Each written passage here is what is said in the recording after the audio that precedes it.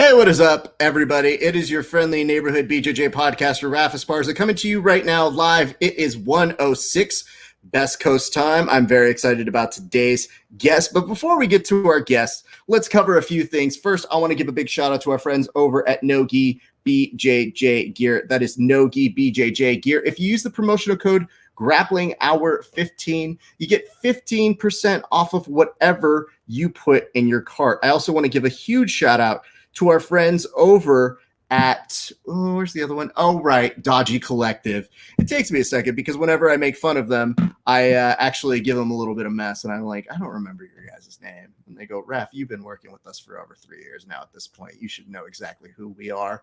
And I like to give them a little nudge, a little kiddaroo, if I would.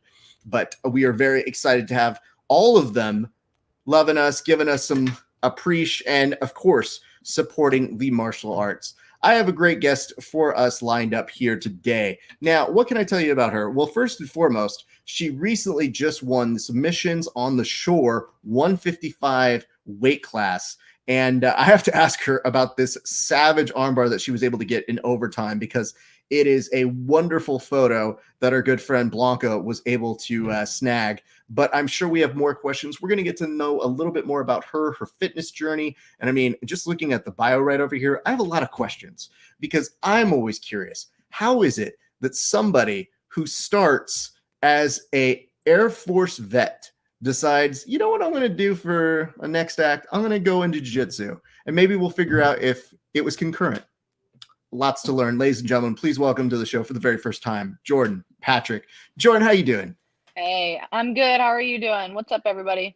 It is a pleasure to have you. Good. So does jiu-jitsu happen first, or does Air Force happen first? I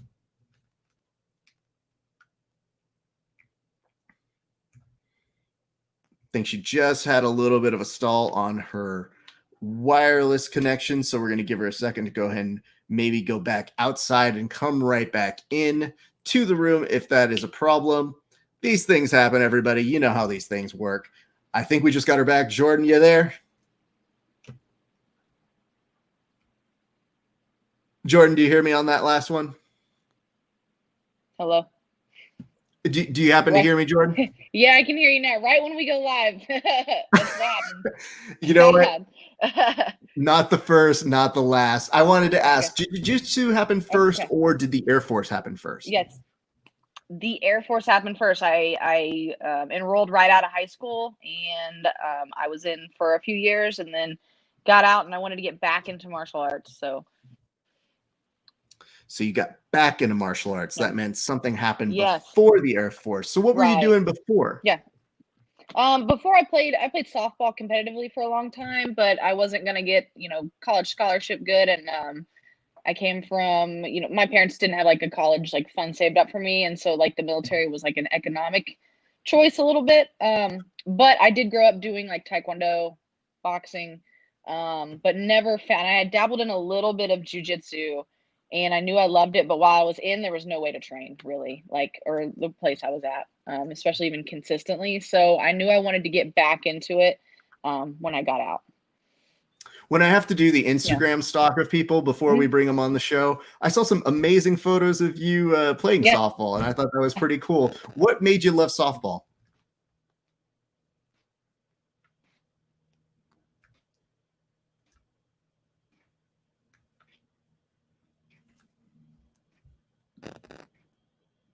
Team, but it's also individual.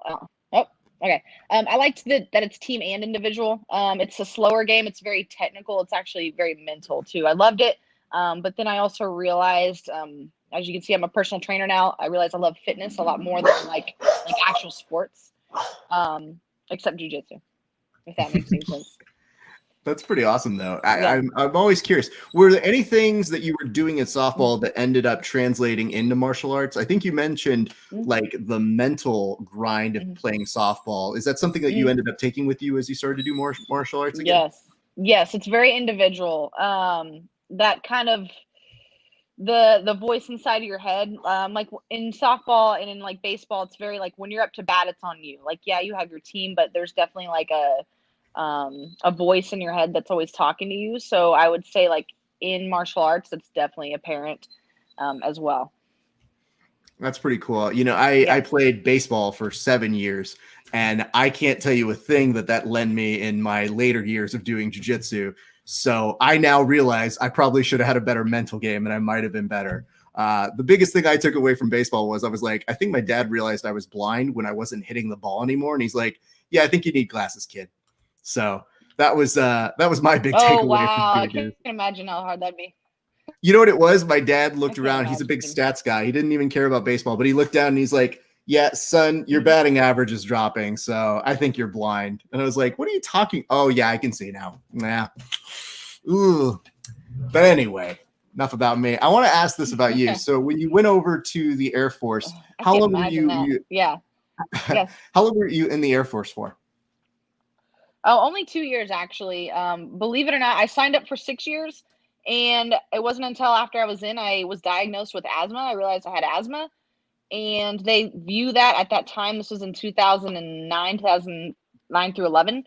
That's like a liability to them. So whenever Mhm. you're diagnosed, they put you on a medical board process, and they see you as too much of a risk to go deploy. And so they actually medically retired me for having asthma, which it wasn't really my choice. I could have fought it harder, but I did get a lot of benefits out of it. So I just went with it, and I was like, okay, I'll be a civilian and do my college, because even though I have asthma, I'm still fit and I passed all the PT tests, but they just view you as a liability overseas. Like they don't know how it's going to react.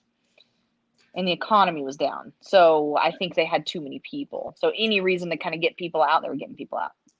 Gotcha. I mean, Yeah. joke's on them because you went into doing one of the hardest Hmm. sports there is in Yeah. jiu-jitsu. So you obviously have found a Yeah. way to work with that asthma and Right. still be a very competitive athlete. So Hmm. kudos to you on that.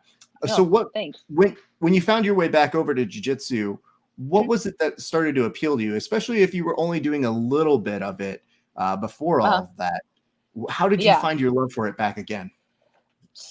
I was a personal trainer when I got out. I was a new personal trainer. I wanted to finish my college at Texas Tech in Lubbock, Texas. That's actually where I met Albert, the one Tapia. Mhm. So that's where I met him at. It's so funny. And I wanted to go to Texas Tech. I was actually approached in a shopping mall by someone who worked at Pittman's Martial Arts. So Pittman is a black belt under Carlos Machado, and he's in Lubbock. And I went to his school. They introduced me, and I think like I loved actually what hooked me was the self defense. So I went in. They have like their white belt fundamentals class, but Pittman was very much teaches that Gracie curriculum of the self defense, headlock escapes, and chokes, and hair pulling, and striking. And he would, for me as a brand new white belt, yeah, I dabbled in jiu-jitsu a little bit, but as a brand new white belt, I felt like, I didn't know anything. And he'd put you in this impossible headlock, and he's like, all right, I'm going to teach you how to get out of this. And you'd get out of it, and it would be a technique. And at the time, as a trainer, I was, doing CrossFit, and I was personal training, very strong, very fit.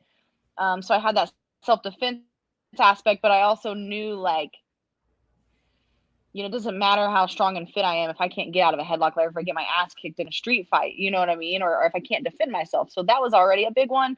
I knew the value of martial arts there. But then also the most humbling aspect was when I was able to spar with people I was in better shape than, or I was younger than, or I was faster than, or I was stronger than. And I got tossed around everywhere. And it was so humbling. And it was either, as a new white belt, you're like, I either going to quit because my ego can't handle this, or I need to keep training. And I wanted to keep training. So that was very big. It was just the pure technique of people was so astonishing to me, and that's what really hooked me. Do you have a vivid memory of when you Mhm. really fell in love with jiu-jitsu? Um, Definitely from the first couple week of being in there. Yeah, I can't think of anything specific other than like just getting tapped out a lot. Not Well, see, I necessarily liking that, but maybe. I think that's one of the hardest things is if you can get Mm-hmm. over that initial hurdle, Mm-hmm. then you find yourself as somebody who you're probably going to stick around for a little bit. I got told because of my Right. giant head, I was hard to submit by a number of people. And somehow Uh-huh. I was like, oh, I guess that's my thing. So that has Hard to stuck with choke. me. I That's had a funny. lot of people who were very good who would tell me, they'd be like, I don't know what it is. I think it's just your head. I can't choke you. And I go, sure, whatever you say. I don't know anything. So cool. So you met Albert there. So how did you find your way onto the Submissions on the Shore card that they recently put together?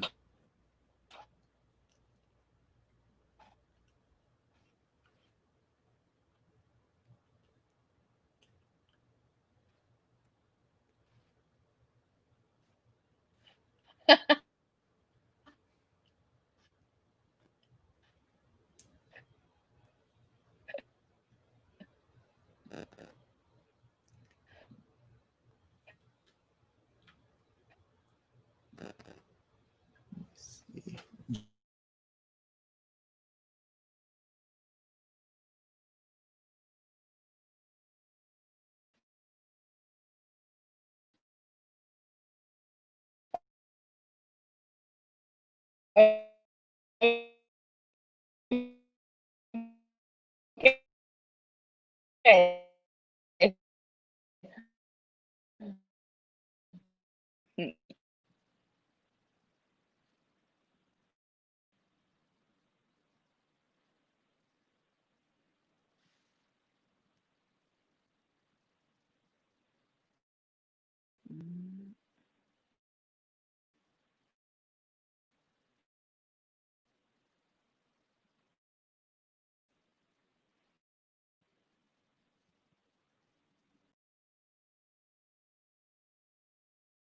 All right, we're back. Let's see if Jordan can show back up and do that. My apologies to her on this one. We are just making sure she should be able to come back in. I'm going to send her a quick little note over here, just in case you are joining us. We are talking with the Submissions on the Shore 155 winner, Jordan Patrick, who I believe should be back with us. Jordan, you good here? There we go. It's probably all my internet. I think my internet really sucks. So It's not a can you hear problem. me? I just wanted to go back. I hear you okay. I think Okay. we're still on that slight delay, but I wanted to ask Yes. you, how did you find your way on the Submissions Yeah. on the Shore card recently? I believe Albert just knew of me, and he and I were actually in a couple of fight to win cards together, and I think maybe the performances there, made it look like I could make my way into the bracket, I believe. That's awesome. Had you seen any of the other Submissions on the Shore? Were you familiar with the event? Yes, I was. I hadn't seen them, but I knew that he had like kind of just started it, and I thought it was really awesome. It's all women. The fact that paying the athletes is so big. It's so important, and really grateful for that. But that was all in my familiarity with the EBI rules, as well as my first time competing in those rule sets. Really? Okay, because that's an interesting thing. What did you feel as you went through the EBI rule set for the very first time? You know what? Actually, I really like it. It's one of my favorite rule sets because I like fight to win, but it still goes to judges if there's no submission. So it should always go back to you as an athlete. Like you need to be able to finish people. But I like the EBI because if there is no submission in regular contest, then the overtime still depends on you and not the judges. Like it's either fastest escape or who first to sub. So or fastest submission. So I think that the EBI rule set is really fair. It doesn't leave any. It's literally up to you as an athlete. Like it all falls on you. And correct me if I'm wrong, but also they do one more wrinkle, which is they say if you both are game to get like a takedown at the end for overtime, is that kind of what they do as well? Or did they go strictly just to the EBI overtime format? I think there was one that was similar to what you're saying, matched on the card, but this went right into the EBI format, the 3 2-minute overtimes. Because I commentated his first event and he basically gave people the gangster option to try and either get a referee's kind of like takedown kind of rules under wrestling, so instigating that, or if both parties or one party only decided to do it and they both didn't decide to do it, or If they didn't opt for that, then it would become a referee's decision. And I just remember there was one woman who opted to be like, you know what, screw it. I was going to win and I would win the decision, but I want to get the takedown. And I remembered being like, this is kind of cool. So I like the fact that they're experimenting with their rule sets and they give you guys the opportunity to try that new store stuff out. Tell me about your day. Walk me through competition. What is competition like for you day of? So number one, I love coffee. I gotta get a good, and I like to rest a lot. I don't like to do any like walking around or shopping or like I am very much a chill person. I like to stretch. I kind of do similar things. Like I love to read and I love to watch jujitsu and study. So I'm usually like reading or something, studying up until, but very much resting. And I also try to stay off social media. Like I'll post like that morning of or something, but you'll have like, a lot of messages, people, good luck or whatever. And I don't want to spend hours responding to that. So a big thing is kind of staying off of that and just doing my normal studying, my normal chilling, what I would normally do. I like that because it gets you away from social media is like this weird thing that can get you off your mental game. And it's nobody's real fault if they say something, but people don't understand, like mentalness is everything when you are competing. So I love that as a practice, by the way. So you do that. Walk me through your day. How many matches did you have on that day? Only 3. Only 3. Okay. We had 3 matches. Yeah. So if that's the case, tell me about your first match and how that went. So this match, I wanted to get a takedown. I felt like my opponent had kind of defensive wrestling. I did have a hard time. She was very good at defending my overhook. I wanted an over-under hook so I could set up some takedowns from there. She was defending the overhook pretty well, so all I could get was an underhook. So it did kind of stall me for a second because I actually didn't have any good setups from just a single underhook where I was to the side. So that did open a hole in my game. Like I need to have more takedowns from all positions. And if I can't get to what I want, she ended up pulling guard. And I don't think she really pulled into any guard. I was able to knee cut right away and then maintain that dominant position. I got to mount and then went for kind of a mounted triangle. Really turned it into an armbar in a first match. It's pretty sick. Walk me through your second match. So the second match, I feel like she was probably my toughest match. I feel like she had really good defense. I hit a takedown from the over under it's a takedown I really love. So off that takedown, I think it went into like a knee shield half or maybe butterfly half. She had really good regarding skills too. So like I knee cut, but I wasn't able to like stay on top the whole entire time. She would regard, but I would pass. I think the knee cut was pretty much the only pass I had to use. At the very end, I think I was able to lock on a triangle, not finish it, and so we went into overtime. And that was where fastest overtime escape won that one. So I actually didn't submit her at all, and not in the overtime as well. So I won by the fastest escapes on that one. So that one went the whole way. So that then was your first time doing EBI overtime right then and there, right? Yes, exactly. Yeah, that was my first time. When they start, like, there's a little bit of pomp and circumstance to like positioning you and getting you ready. As a competitor, does that feel nerve-wracking for that first time? Or do you look around and had you done so many preparation rounds for that you kind of felt like, okay, I got this?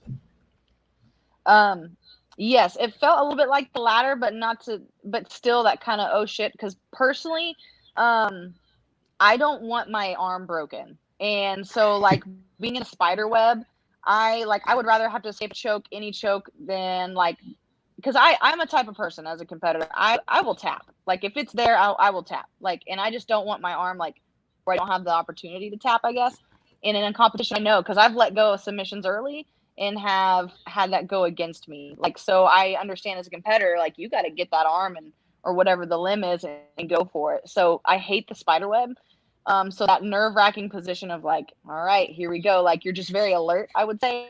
So nervous in that sense.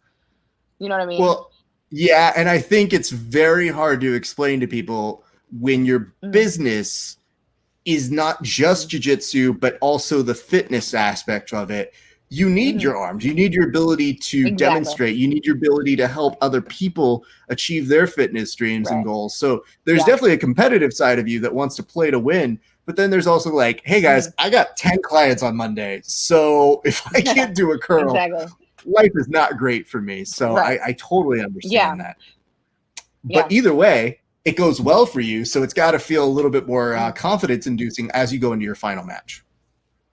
Right. Yeah. So on the final match, so I had saw that girl compete. Obviously, I saw her her 2 matches. So I knew that she was going to be kind of a guard puller.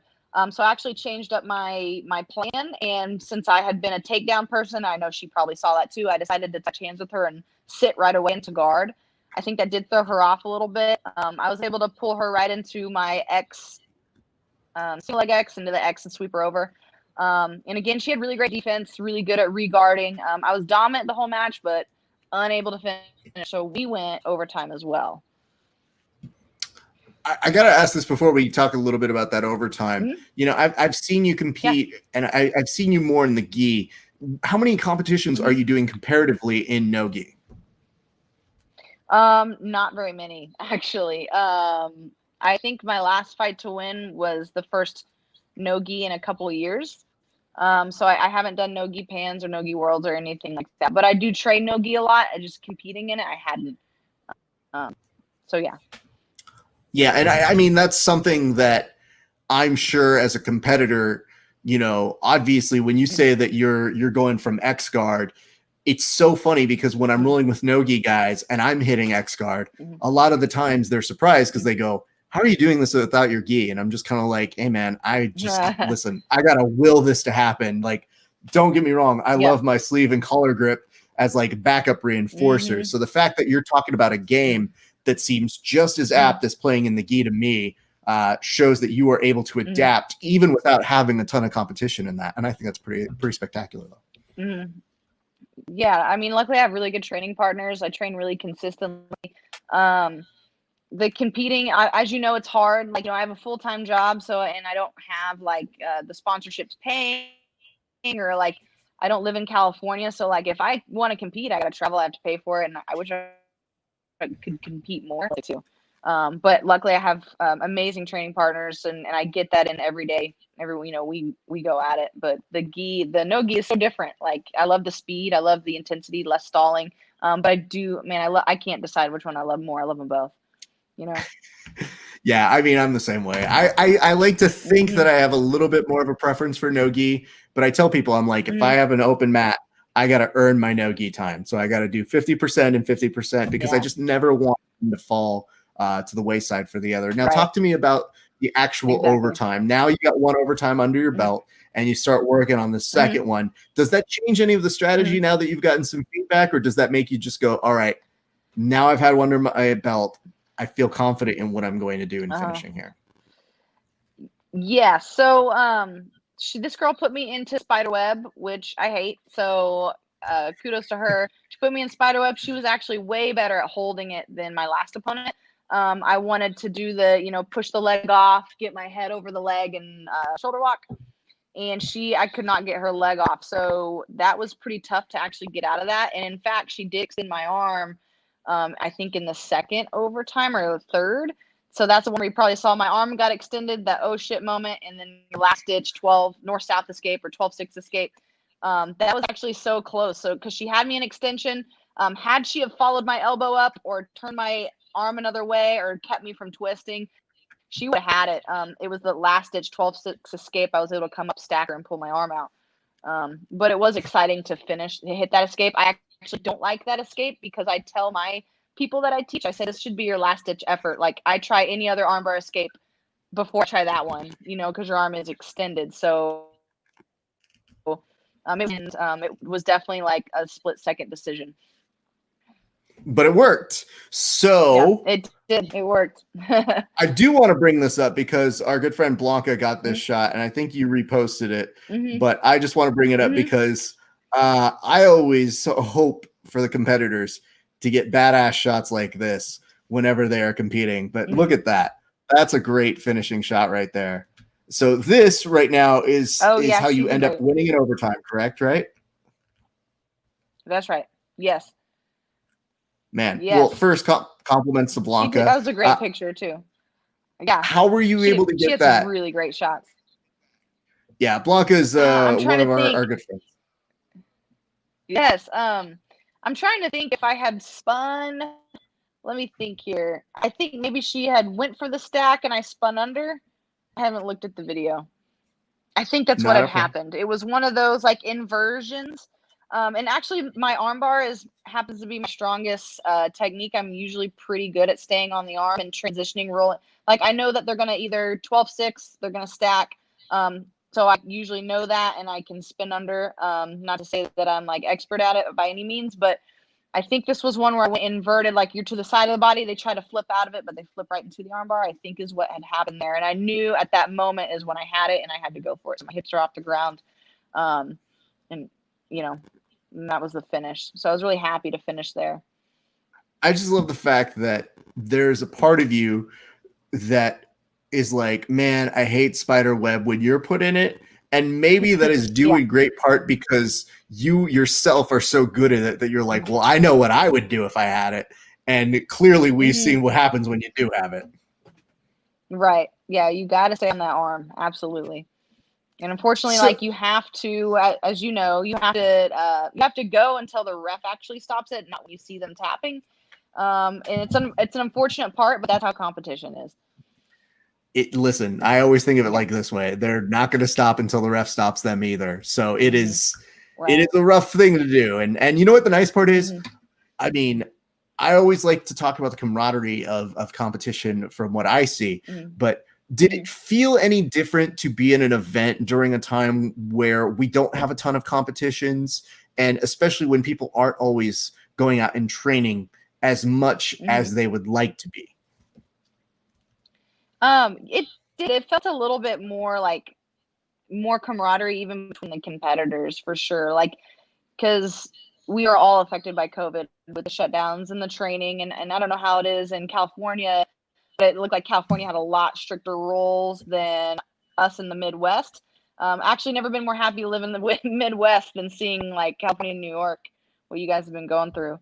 But I felt like the mood was like, hey, like we're just happy to be out here, like that original reason to compete. You know what I mean? Yeah. I would tell you this. I feel like having gone to an event before COVID was really a thing, because their first event was February 28th or so. And I was commentating that, and I thought there was a real good camaraderie amongst the ladies who were competing that day.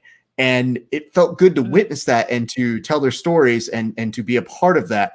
And then I know that Albert put on a couple events that gave people an outlet to go compete. And I've been very happy to see athletes still getting competition.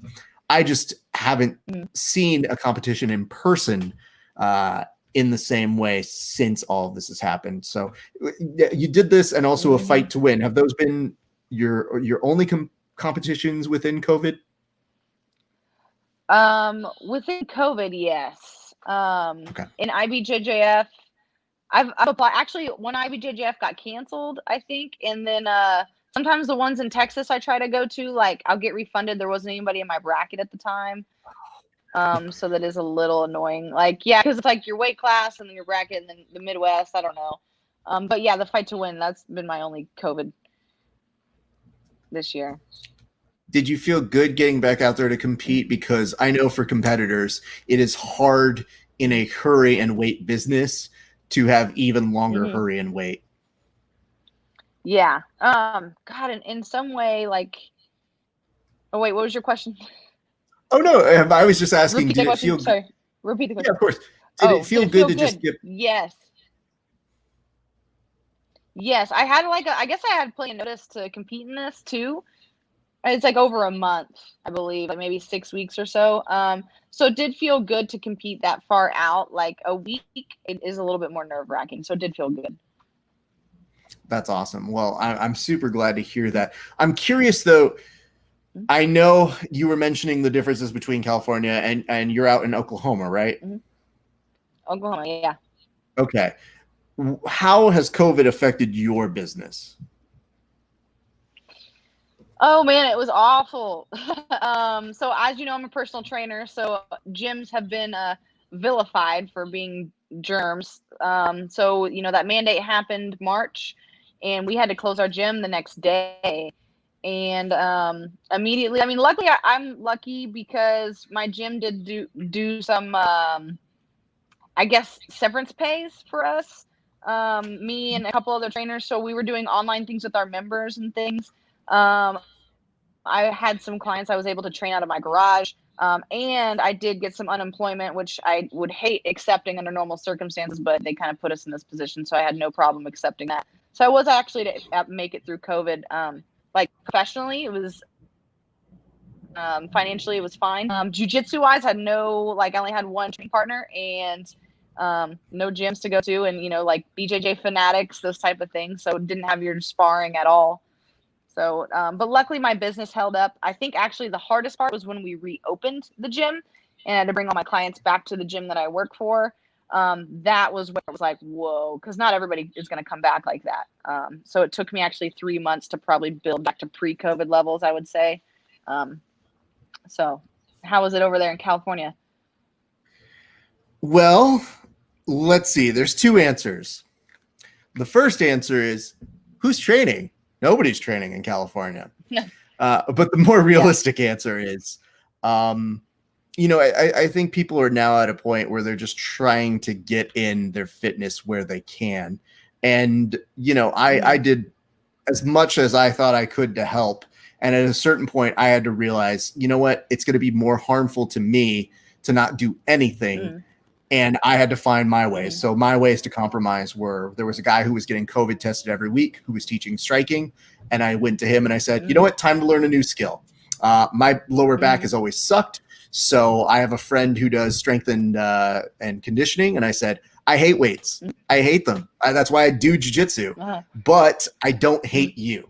So I went to him and I said, if you could help me come up with a plan that will take some of the problems off of my lower back and strengthen other parts of my body, I think that is a good investment of my time. So that way, when I'm back to full-time with jiu-jitsu, I am not going to just collapse because I'm super weak and tired. Right. So I've done that. And I'm so happy to hear that you are at a place that feels back to where you were before COVID. How have you gone about reassuring people like who might still be like trying to get their foot in? Because I think you mentioned a little bit of it was the vilification of gyms, but I know that there's an interpersonal connection that you as a trainer have to have. So how were you able to kind of be like, hey, listen, I'm going to go the extra mile to make sure you're good? Yeah. Well, luckily the gym that I work for is exceptional. They have a whole cleaning staff. It's not a corporate gym, but if you walk in, it would have a corporate feel as far as the cleanliness and how big it is. So we have I have to wear a mask all day. But my clients don't. And I think that was a big one because people don't want to work out in masks. The gym is big enough where people can social distance. And I think a lot of my clients really understand that, they got to build their immune system. And as a trainer, programming and exercise selection is 50% of my job. And the other 50% of my job is I hold people accountable. And that's really why when people attach money to buying a training session and they know that if they just don't show up, they're going to lose that session. So they literally lose money if they don't show up to a session they bought and scheduled.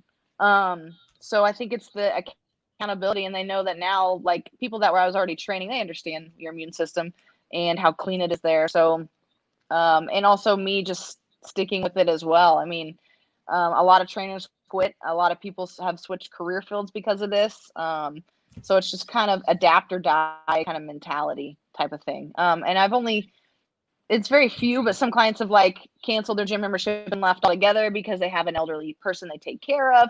And those are certain situations. And you just have to say, I understand, like their situation is different.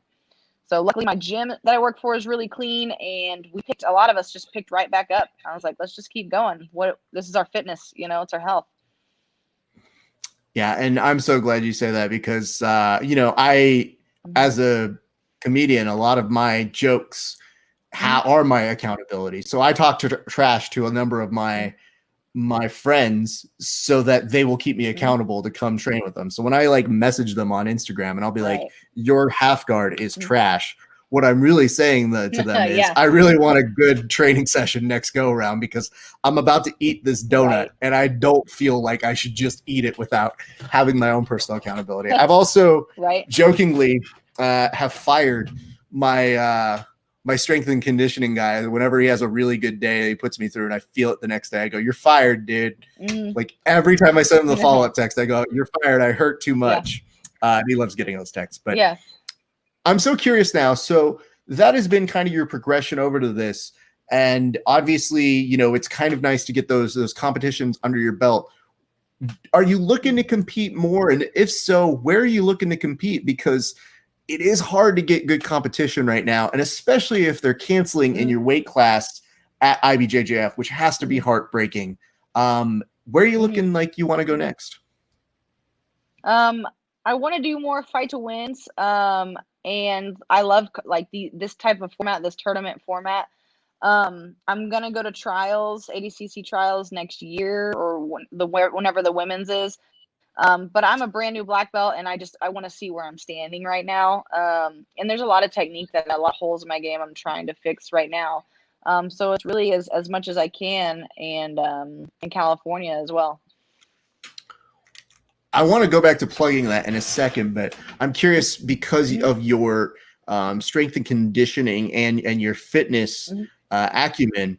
What do you think is the best thing that you learned about your fitness and your strength and conditioning that you think that maybe some other competitors or jiu-jitsu people might be missing within how they integrate it in their plans? Yeah. I'm somebody that I've been an athlete like my whole life. I'm a naturally strong person, and I'm not a naturally flexible person. So strength and fitness, I obviously work hard for, but my flexibility is something I've really had to like. That's a weak point, and I've had to get better. Um, and as somebody who was like a prior CrossFitter, very humbled by jiu-jitsu, like I realized too, like the strength and your speed are certainly a factor, but I could really point that down to like 10 to 15% of it, and the majority, as you know, is your technique and then your mindset. So I would say, like, and what I tell my students too, or people that I teach a women's class and a self-defense class every week. It's not about being stronger than your opponent. It's about being strong enough to control your own body. So being strong is like, if I have good core control and I can hold myself in a handstand, or I can hold a plank. My lower core is strong, where I can pike my hips up no problem. I can keep my feet in the air for several minutes. That's not anything being stronger than my opponent. That's just being strong so I can move and adapt myself. And the better I can move myself, the better I can move my opponent. And as you know, like, size and strength are certainly a factor. Like if you and I are the same technique and I'm stronger and fitter, then I'm gonna smash you. But if you are more technical than I am strong, and your technique is better, you're gonna win if your mindset's right. Um, so as somebody who is fit and strong, like, it's usually never the issue that I was like gassed and quit, or the person just completely overpowered me. And if they did, I would be like, well, my technique needs to be better. So I always use the size and strength, or not the size, but like the strength and conditioning certainly complements your jiu-jitsu, because you have better control of you, which means you can apply the techniques more smoothly, and you can move around your opponent the way you need to. I think that's wonderfully said. That's a very important part that I think that people get caught up on. I think it's very akin to saying, a lot of trying to get people to understand it's your journey. You have to make it work for you. And I always tell people, I'm like, sometimes they'll teach me a move and I go, I can't do it like that. But if I understand the core of how to work around it, I think I can take the principles and make the best of it for my dumb body, and working around what I would consider limitations. So I 100% subscribe to that. So yeah, I'm very happy that you got this opportunity to win over. Did you do anything to celebrate or commemorate the win? Yeah, because I feel like you won something that was nice. You won a little bit of cash and you got a nice belt. So where does the belt go, and what do you do? I'm actually, so when we celebrated, my girlfriend is the one that came down there with me. She actually coached me, and she's a white belt. She's been training for a year, but we trained together so much. It's her first time coaching me. And I have to give my props off to her, because even as a white belt, she was like, I can't coach you. What are you talking about? I was like, I need a coach. I know it sounds stupid, but it's not about like she's showing me how to do something I don't know. It's just that she's going to see openings for something I can't see. And she might see something so basic and fundamental, like, hey, keep your hips down, push the knee. Like, that's really all the reminders that I need. That mentality. And she actually did. There's a couple of things, and I listened to her. Like, there was just something like, sprawl your hips. Like, you're in the moment and you're just little tiny fundamentals that they're reminding you of is all you really need your coach for. And every now and then you do get stuck and your coach can walk you out of things, but that's what just all you need is somebody. Maybe she sees a darce that wasn't there, and I was able to apply it. And it was her first time in California. So when I won, it felt so good and I felt really grateful. And not only that, but I'm injury free. And to do that and to not be injured, none of my opponents were injured. That always felt good. So honestly, we love California. I went and tried the beach. I went and ate pizza. I love pizza and sushi the next day. So that was a big one. Hold on. Where'd you go for sushi? I love sushi. I need to know. I love sushi as well. We went to, I think I'm pronouncing it right, La Jolla, California. So, and that seemed like a pretty wealthy town to me. Like, we could just tell by like the beach and the houses. And we found a sushi restaurant there, and it was so fresh. And then as far as the belt go, the belt is really nice. I have it in my room. But I'm not gonna lie, I'm not much of a trophy medal person. I'm not much of a materialistic person. So I'm not the type of person to like ever really display medals or belts or anything. I think if I owned an academy one day, I would do that. But I'm not big on the material part. I love the memory. I love the pictures, the sense of accomplishment. So I'm not much of a person that's gonna like wear medals or wear belts or display them around. But like I said, if I had an academy, I probably would, but that'd be about it. Yeah, I just told another guest this recently, but I used to compete in speech and debate, and between that and my like years of playing sports, I had all these trophies, and my parents kept them, and I was always like, I just don't care, like that's not why I do this. And then one day I was talking with somebody, and they looked at me and they're like, "Why do you have these?" I was like, "Well, my parents have them," and they just told me, they go, "Why don't you get rid of it?" And I was like, "I don't know, I don't know." And they go, "Aren't you past that?" And I was like, "Oh." And they go, "If you keep it, you're going to stay where you are. If you get rid of it, you're looking to the next thing." And I was like, "Oh, that's a pretty good perspective." So that like next day I'm cleaning out my room and my parents were like, "What are you doing?" And I was like, "I'm done. I did these things. I know I did it. Yeah, you're like, I'm good." I was like, "Don't get me wrong. Right. I'm keeping the national titles, but I'm getting rid of everything else that was like qualifiers or this. Like, I'm good." Right. And I got to tell you that. Feel. And some people really. Oh, go ahead. I interrupted you. Go ahead. Oh, no, I was just saying, I go, you know what it was? It freed me of having to always either compare myself to something I did in the past. It freed me of any kind of, hey, listen, always think you have to get a trophy. It just made me say, like, you're always going to look to that next thing. And I think that's part of the perspective that helps you grow and say, like, okay, I mean, who was I keeping that for? My parents? They don't care now. Right. Yeah, exactly. Yeah, the national ones are important, but I think some people have that attachment to the materialistic represent something, which is true. And of course, a big world title is something I would keep. But yeah, I feel the same way. I've never really been a trophy displayer. Like, I'm just like, I've always famously told people, I'm like, I would prefer no one knows I'm good at anything, because you know what? It's kind of nice that sometimes in a world where everybody knows everything about you, you have something that you are quietly good at. So that has always been something that I'm very much into. Let me ask this though. So we asked about you wanting to compete. We asked about you wanting to go there. I just want to take a moment to tell some people maybe why they should go ahead and put you on. Do you mind if I do that? Yeah. Okay. Or no, I don't mind. Sorry. Perfectly fine. So, ladies and gents, if you have the opportunity to put Jordan Patrick on one of your next events, here's why I suggest you do it. Not only does she win at Submissions on the Shore at 155, but it seems like she's running out of competitors. They're literally running out of her division at IBJJF, and she wants to compete right now. If you have the opportunity, put her on one of your cards. And I'm not just talking 1 or 2 cards. I'm talking about somebody who wants to be featured at a number of different places. She wants to come and travel a little bit. And if you've got good sushi, I think that's another reason to bring her. And also, I'm not saying it, it's just fact now. Her girlfriend is now 3-0 as a coach. And I think that's a perfect record. So it's kind of like a 2-for-1 sort of deal. So if you get the opportunity, bring one Jordan Patrick on to your competition card. Is that pretty good? Thank you. Yes. Thank you. No problem. So Jordan, I want to do this. We're going to go ahead and circle around. We'll put a bookmark here in our getting to know each other, but I would love it if you take a moment to thank anybody you want to thank who helped you win that competition, who helped you get ready for it. And of course, you can shout out your sponsors and or your team. You have the floor. Yes. All right. First and foremost, all of my competitor or my training partners at Triton Fight Center, Brothers Jiu-Jitsu, Balanced Bodies, and Omar French. Those are all affiliates within the Tulsa area. Every training partner, white belt, black belt, brown belt, they're all important. Gaidama, I'm an ambassador of them. They have the best no-gi spats for women's apparel, and they're also local, but she is really branching out with her brand. And then not only that, but just even considering me to put on submissions on the shore, the opportunity to win and get paid.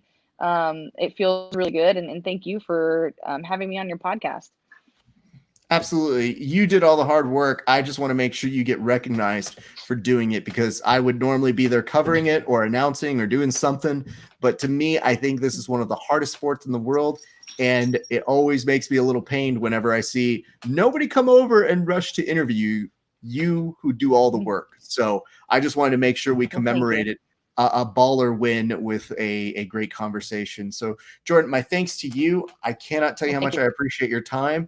I'm going to say hi to you again off of air, but I want to take a moment to go ahead and close the show. But my thanks, everybody. Go follow at Jordan Patrick Fitness on Instagram. You can also find her on the Facebook.